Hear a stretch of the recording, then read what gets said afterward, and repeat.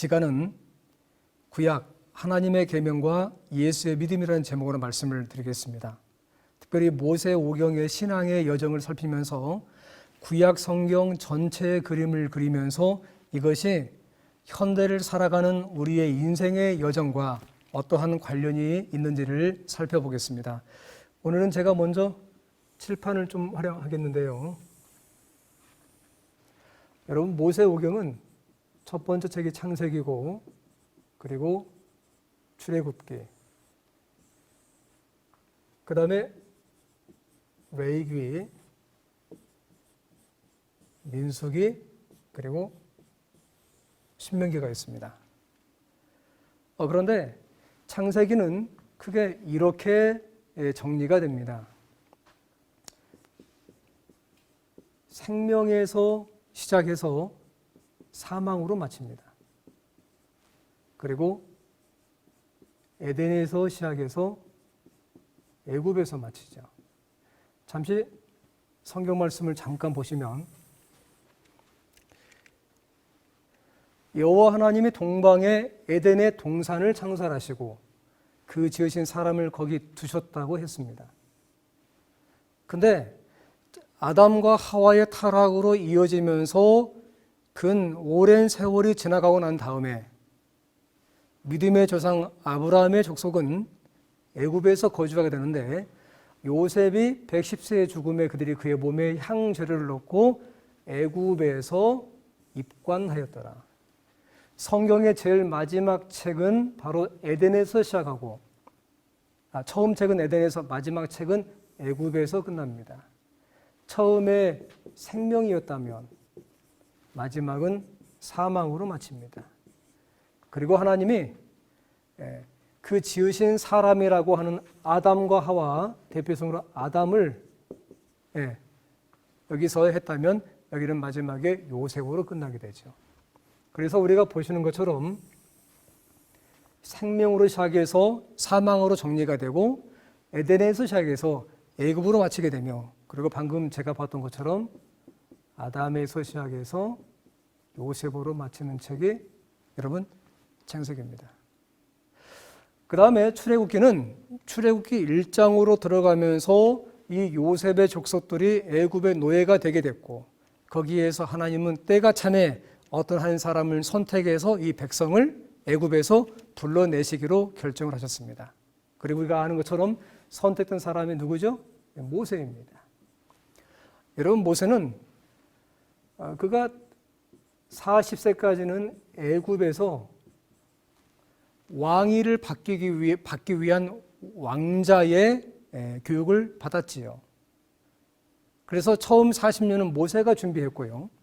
두 번째 40년, 그러니까 41세에서 대략 80세, 이때는 하나님께서 모세를 준비하시는데 모세는 이때 미디안 광야에 있었습니다. 그리고 마지막 40년, 그러니까 대략 한 80세부터 120세까지 마지막 40년은 하나님께서는 모세를 하나님의 지팡이로 사용을 하셨습니다. 그래서 성경 말씀을 보면 성경은 어떻게 말씀하고 있냐면 사도행전 7장에 버려진 후에 바로의 딸이 그를 데려다가 자기 아들로 기름의 양자가 되었죠. 모세가 애굽 사람의 모든 지혜를 배워 그의 말과 하는 일들이 능하더라. 이때가 모세의 초기 40년의 인생입니다. 그런데 모세가 미디안 광야에서 40년간 그가 양을 치면서 목자로서 살아가고 난 이후에 하나님께서 이제 하나님의 방법대로 모세를 준비하시고 하나님의 사역을 위해서 모세를 부르셨을 때에 모세가 여호와께 아뢰되 오 주여, 나는 본래 말을 잘하지 못하는 사람입니다. 그러니까 40년 전에는 말과 하는 일이 능통했으나 이때는 말을 잘하지 못하는 사람입니다. 주께서 주의 종에게 명령하신 후에도 역시 그러하니 나는 입이 뻣뻣하고 혀가 둔한 사람입니다. 모세가 말합니다. 주여, 보낼 만한 사람을 보내시옵소서. 여러분, 그럼에도 하나님은 모세를 보내십니다. 왜냐하면 세상에 1만 마디의 말을 하는 말솜씨에 능한 변사보다 하나님은 하나님의 뜻에 순종하는 사람을 사용하시기 때문입니다. 그래서 여러분, 부흥과 디엘 무디는 말하기를 모세는 처음 40년 동안은 자기가 굉장한 인물인 줄을 알았고 다음 40년은 자기가 아무것도 아닌 존재인 것을 배우게 되었으며 마지막 40년은 하나님은 아무것도 아닌 사람도 사용하신다는 것을 알게 되었다고 말씀하고 있습니다. 그래서 여러분, 모세는 그가 두 번째 40년 미디안 광야에 있으면서 그가 욥기와 창세기를 기록하죠. 그리고 이제 모세는 하나님의 명령을 받고 애굽으로 들어갑니다. 그리고 애굽의 바로 왕을 만나고 당신의 백성을 보내달라고 요청을 하죠. 하지만 바로가 잘 듣지를 않습니다. 그래서 10번의 재앙이 거의 마칠 무렵 하나님은 애굽의 모든 초태생, 사람이건 짐승이건 모든 장자를 죽이는 당신의 백성을 구원하기 위한 심판을 하도록 하십니다. 그래서 성경을 보시면 성경은 이렇게 말씀하십니다. 출애굽기 12장에 너는 우슬초 묶음을 취하여 그릇에 담은 피에 적시어서 그 피를 문 임방과 좌우 설주에 뿌리고 아침까지 한 사람도 자기 집 문 밖에 나가지 말라. 여호와께서 애굽 사람을 치러 두루 다니실 때에 문 임방과 좌우 설주에 피를 보시면 그 문을 넘으시고 멸하는 자로 너희 집에 들어가서 너희를 치지 못하게 하실 것이다. 그 문을 넘으신다 해서 우리는 이때 요 시기를 유월절이라고 부릅니다. 그리고 하나님은 피를 문 임방과 좌우 설주에 뿌리고 그 안에 있으라고 말씀을 하셨습니다. 그러니까 모세는 보시면 유월절에 양을 잡습니다.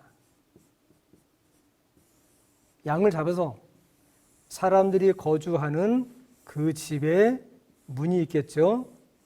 여러분, 여기서 말하는 문 임방은 이 부분은 윗 임방이고 우리가 문턱이라고 부르는 이 아랫부분은 문 아랫 임방이죠.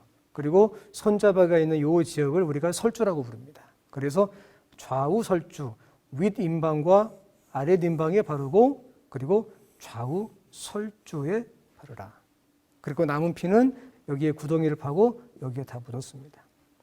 그리고 이 안에서 유월절에 하나님께서 애굽의 모든 초태생을 심판하실 때 믿음으로 밤을 새야만 했습니다. 아마 어떤 사람은 하나님의 구원의 노래를 부르면서 이날 밤에 여기에서 밤을 지낼 수 있습니다. 하지만 어떤 사람은 동일하게 피를 발랐지만 그 속에서 아직은 두려움으로 이불을 뒤집어 쓰고 밤을 샌 사람도 있을지 모르겠습니다. 하지만 중요한 것은 그네들이 하나님의 말씀에 순종해서 그날 밤을 보냈을 때에 그 사람이 어떤 사람이든지 간에 믿고 순종하고 따르면 그날 밤에 하나님의 심판의 천사는 그들을 패스했다는 것입니다. 여러분, 여기서 어린 양은 우리가 아는 것처럼 예수님을 상징합니다. 그래서 예수 그리스도를 믿고 영접하고 그렇게 선택한 사람은 하나님께서 구원을 주신다는 말씀입니다. 우리가 이것을 다른 말로 해서 예수 믿음이라고 부릅니다. 예수님을 믿기 때문이죠. 그 다음에 이 백성은 홍해를 건넙니다. 그리고 이 홍해에서 이들은 바다를 육지까지 보내면서 침례를 받습니다. 그래서 여러분, 성경은 어떻게 말씀하시냐면 십자가에 달리신 그리스도가 복음이었다. 로마서 1장 2절에서는 복음이 무엇이냐? 예수 그리스도에 관한 모든 것이 복음이라고 말씀하고 있습니다. 이 십자가에 달리신 예수를 믿음으로 믿고 성경은 믿음으로 저희가 홍해를 육지같이 건넜으나 믿지 않는 애굽 사람들은 이것을 시험하다가 빠져 죽었다고 말씀하고 있습니다. 동시에 고린도전서에서는 이 상황을 말씀하시기를 형제들아 나는 너희가 알지 못하기를 원하지 아니하노니 우리 조상들이 다 구름 아래 있고 바다 가운데서 지나며 모세에게 속하여 다 구름과 바다에서 침례를 받았다고 성경은 말씀하고 있습니다. 그러니까 이네들은 요한복음 3장의 말씀처럼 마태복음 3장의 또 다른 예수께서 침례 받으신 말씀처럼 이들은 거듭나는 그런 경험을 했던 것이죠. 그 다음에 이들은 예수를 믿고 침례를 받고 광야로 들어갑니다. 네. 이들은 광야에 들어가서 시내산에서 하나님의 두 돌비를 받습니다. 우리는 이것을 십계명이라고 부릅니다. 그런가 하면 하나님께서는 모세가 시내산에 5번째 올라갔을 때에 모세에게 성소기별을 주십니다. 그래서 성경은 또다시 어떻게 말씀하시냐면 우리에게 내가 그들 중에 거할 성소를 그들이 나를 위하여 짓되 물은 내가 너에게 보이는 모양대로 장막을 짓고 기구들도 그 모양을 따라 지을지라고 말씀하고 있습니다. 본래 하나님의 성소는 하나님이 당신의 백성과 함께 거하시는 곳입니다. 거룩한 곳입니다. 그리고 하나님은 이 성소를 지으면서 동시에 법궤를 만들어서 이 법궤 안에 하나님이 친히 기록하신 십계명 하나님의 율법입니다. 하나님의 두 돌비를 주셨습니다. 여러분 본래 이 두 돌비는 원래는 사람의 마음속에 있어야만 됐습니다. 그래서 이것을 우리가 성경에서는 육의 신비라고 부르죠. 그리고 다른 성경에서는 마음속에 기록하겠다고 말씀하고 있습니다. 여러분 그런데 사람이 타락하고 죄로 말미암아 마음속에 있는 하나님의 율법, 영감의 기별에서는 이 부분을 다른 말로 하나님의 형상이라고 표현하고 있는데 하나님의 형상이 훼손되었습니다. 그러니 자꾸 기록을 해도 이것이 남아있지 않는 것이죠. 그래서 하나님께서는 법궤를 만들 때 다른 것이 아닌 가시나무로 법궤를 만들게 하셨습니다. 가시나무는 아시겠지만 죄인을 상징하죠. 그런데 이 가시나무를 하나님께서는 금으로 그 안과 밖을 전부 다 감싸게 했습니다. 하나님의 성경 말씀을 상징합니다. 그래서 원래 마음에 기록되어야 할 하나님의 풍성의 사본인 율법, 하나님의 십계명이 사람의 마음에 기록이 되지 않자 하나님께서 이렇게 금으로 안과 박을 싸서 하나님의 법궤에 기록하게 하셨고 우선 이렇게 기록하고 난 다음에 언젠가 진짜 예수께서 어린 양 되신 예수께서 이 땅에 오시게 되면 다시 하나님은 친히 그분을 통해서 육의 신비에 기록할 것입니다. 여러분 예레미야 17장 9절에 만물보다 거짓되고 심히 부패한 것이 마음이라고 말씀하시면서 누가 이를 알겠냐고 말씀하십니다. 여러분 그런가 하면 하나님께서는 이네들이 홍해를 건널 때에 그냥 내버려 두지 않았습니다. 가장 먼저 하나님의 구름 기둥과 불 기둥으로 하나님의 임재를 알렸고요. 이들이 홍해를 건너는 모든 그 순간마다 다 함께 하셨다가 마지막에 홍해를 떠나셨습니다. 그리고 성경을 읽어보면 만나를 먹었고 반석에서 물을 마셨다고 기록하고 있습니다. 그러니까 이들이 광야에 들어갔을 때에 하나님은 이들에게 만나를 통해서 광야 생활을 인도를 하셨죠. 여러분 성경에서 만나에 대해서 예수께서 말씀하신 부분이 있는데 요한복음 6장에 하나님의 떡은 하늘에서 내려온 세상에 생명을 주는 것이다. 예수께서 이르시되 나는 생명의 떡이니 그런데 하늘에서 내려온 생명의 떡이니 내게 오는 자는 결코 줄이지 아니할 터이요 나를 믿는 자는 영원히 목마르지 아니하리라. 여러분, 그래서 이 백성들은 광야에서 만나를 먹고 반석에서 물을 마시면서 살았습니다. 그 다음에 여러분, 이네들이 이 하나님께서 말씀하신 이 십계명, 하나님의 율법, 우리가 이것을 일반적으로 하나님의 계명이라고 하겠습니다.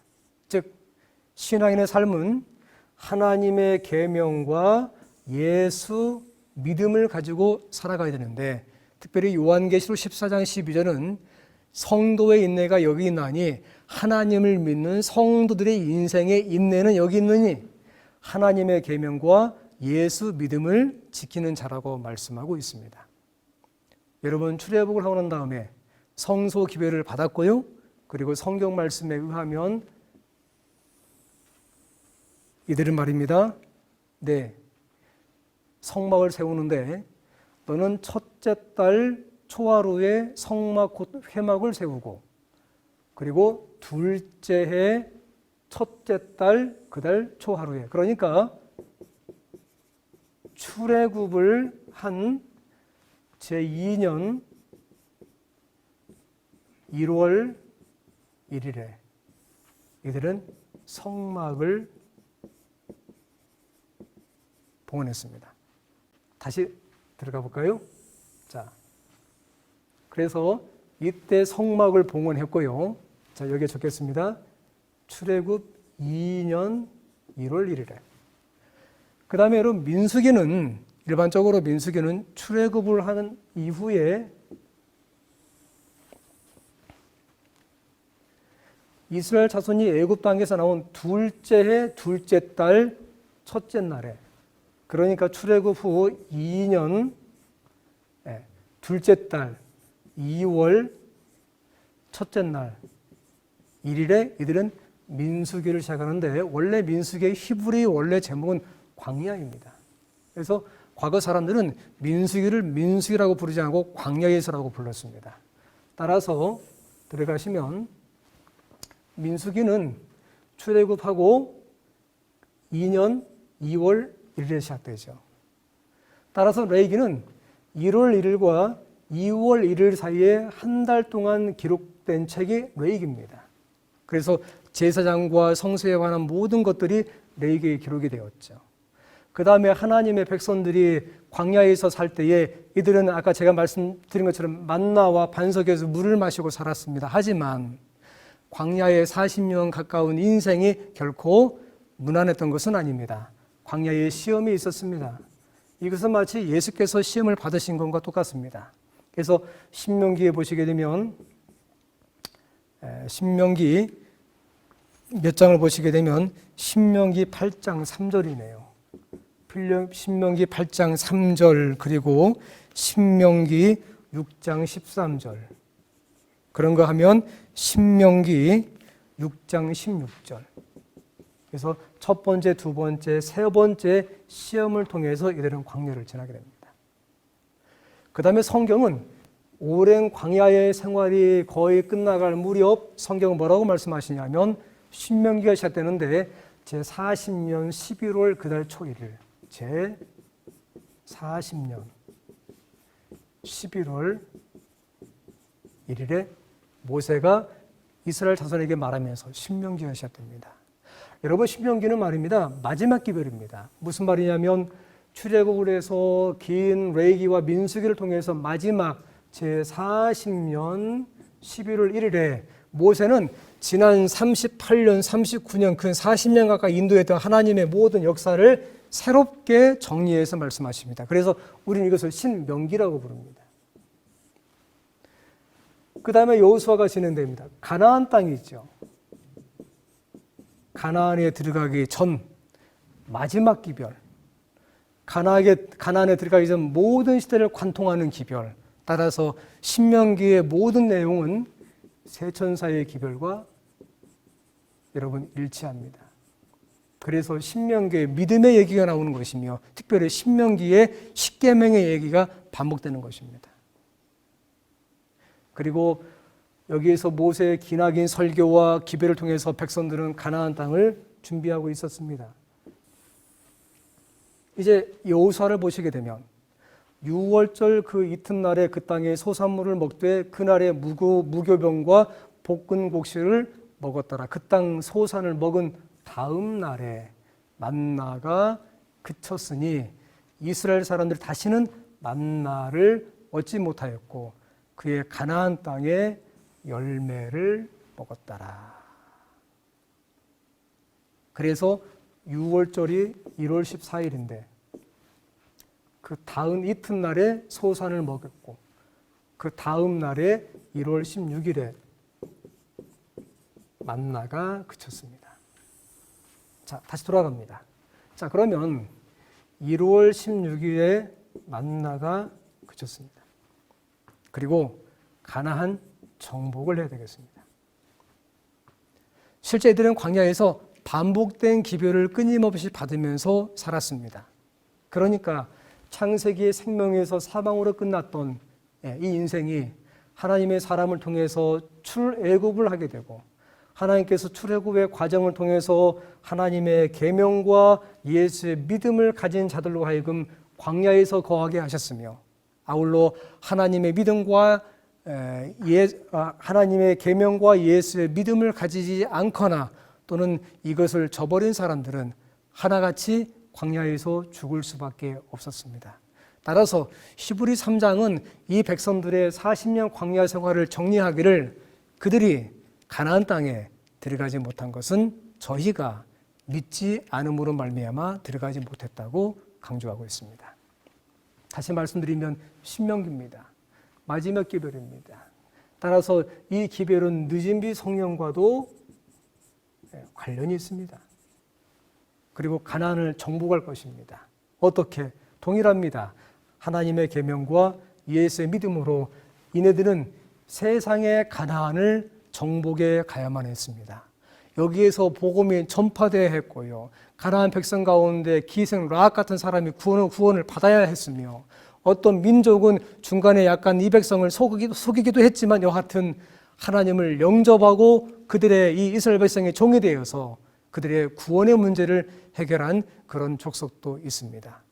친애하는 성도 여러분, 창세기부터 신명기까지 그리고 이 관통을 통해서 가나안 정복을 해야 될 복음을 들고 들어가야 될 이 모든 이스라엘 백성들, 어쩌면 이것은 우리의 동일한 인생이 아닙니까? 우리가 세상에 살아가다가 먹어도 족함이 없고 아무리 배워도 끝이 없으며 그리고 인생이 70이요 강건하면 80인 우리의 인생 가운데에서 예수 그리스도를 개인의 구주로 영접하고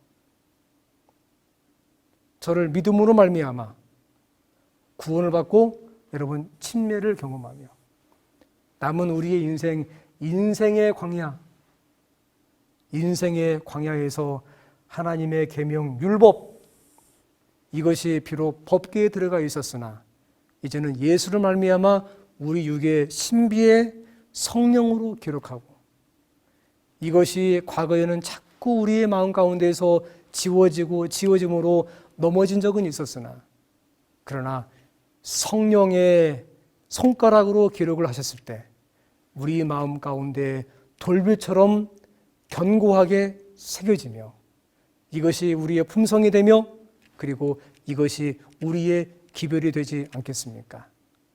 친애하는 여러분, 우리는 지금 어쩌면 어떤 사람은 이 부분에, 어떤 분은 이 부분에, 어떤 분은 이 부분에 있을지 모르겠지만 우리는 보통 광야 안에 있는 신명기의 광야의 마지막에 살고 있습니다. 하나님은 우리에게 하나님의 계명과 예수 믿음을 말하면서 성도의 인내가 여기 있다고 말씀하고 있습니다. 가나안에 들어가기 전에 마지막 기별입니다. 새롭게 우리 인생을 돌아봐야만 되겠습니다.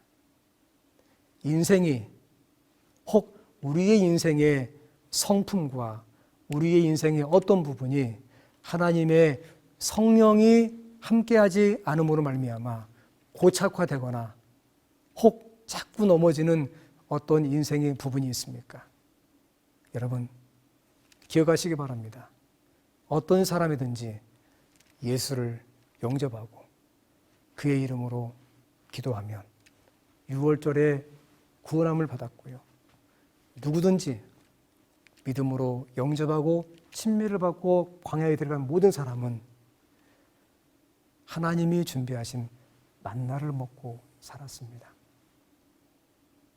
어떤 분은 스스로 벌어서 스스로 능력이 있어 먹을 수 있을 것처럼 말하지만 그렇지 않습니다. 우리의 인생은 광야와 같은 인생입니다. 하나님이 인도하시는 대로 따라가게 되면 이건 마치 계시록에 어린 양이 어디로 인도하든지 따라가는 자들처럼 말입니다. 광야의 긴 인생을 살아갈 수가 있습니다. 그리고 하나님은 우리에게 마지막 신명기의 기회를 주십니다. 다시 율법을 회복하시고 우리의 마음속에 기록하시는 그런 마지막 기회를 주십니다. 그리고 이제 저 하늘 가나안을 얼마 남겨놓고 우리에게 또 다른 가나안을 향해서 세상을 향해서 복음을 증거하라고 말씀하고 있습니다. 내 심장이 언젠가는 멈추겠지요. 하나님의 은혜가 있으면 조금 더 뛰겠지만 어떤 분은 오늘이 우리의 인생의 마지막이 될 수 있으며 오늘을 무사히 보내면 내일이 우리의 인생의 마지막이 될 수도 있을 것입니다. 그러나 하나님께서 우리의 심장을 뛰게 하시면 내 심장이 뛰는 그 순간까지 여러분 하나님의 계명과 예수의 믿음의 인생의 동일한 과정을 걸으시면서 믿음 가운데에서 믿음으로 가나안까지 이어가는 그런 인생을 기대하시길 바랍니다. 하나님의 은혜가 오늘이 또 내일이 그리고 그 다음 인생을 살아가는 여러분의 인생 가운데 아주 풍성하게 임하시기를 예수님의 이름으로 간절히 축원합니다. 감사합니다.